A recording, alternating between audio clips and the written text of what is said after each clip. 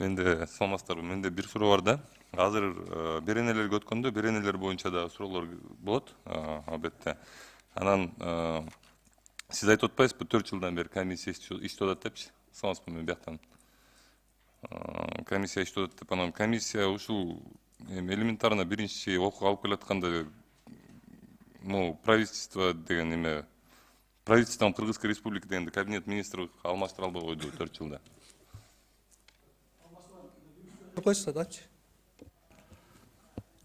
Саламатсыздарбы, УКМК Жумабаев. Бул мыйзам долбоорлор азыр биринчи окууда каралып атат да. Буга чейинки берилген ошо 6-чакырым депутаттар жана комитет караган сунуштун баары экинчи окууга каралат. Комитет менен чогуу иштегенбиз. Ушу кабинет министрдин баарын жаңы конституцияга ылайык келтирүүчү сунуштун баары даяр. Анын баарын экинчи окууга сунушталат. Мен кечирим сурайм, мен депутат катарында, эл өкүлү катары айтып атам да, мага мисалы келген кагазда азыр ошондой эле жазылып турат да. Анан кийин мен кантип добуш берейин?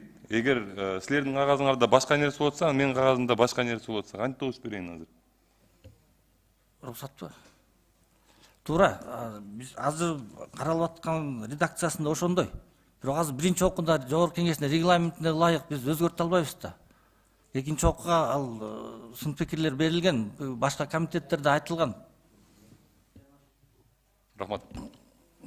Мында кезексиз айтып коюшка туура келет да, жигиттергечи. Силер Кыргыз Республикасынын жогорку кеңешинин регламентин жакшыраак билесиңерби?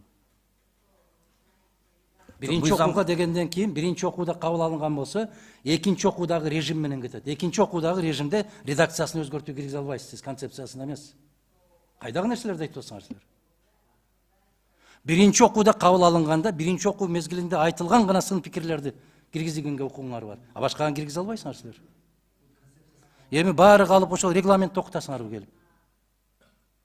Же жаттап алдыңарбы биринчи окуу режим, экинчи окуу дегенди? Андай болбойт. Азыр ошон үчүн жанагы түшүнүктүүрөөк болуп, мен убакытты кыскараак пайдаланайын дедим. Түшүнүктүүрөөк болуш үчүн андай жарыш сөз ачсаңыз, жарыш сөзгө жазып коюңуз мени. Жарыш сөзгө жазып койдум. Мен да ушул айтып коеюн деген кемчиликтер көп экен аябай. Ушуларды кичине оңдоп койсоңор, мына азыр Эрулан да жакшы сөз айтты. Кемчиликтер көп экен да. Ушул маселени кичине оңдоп койсо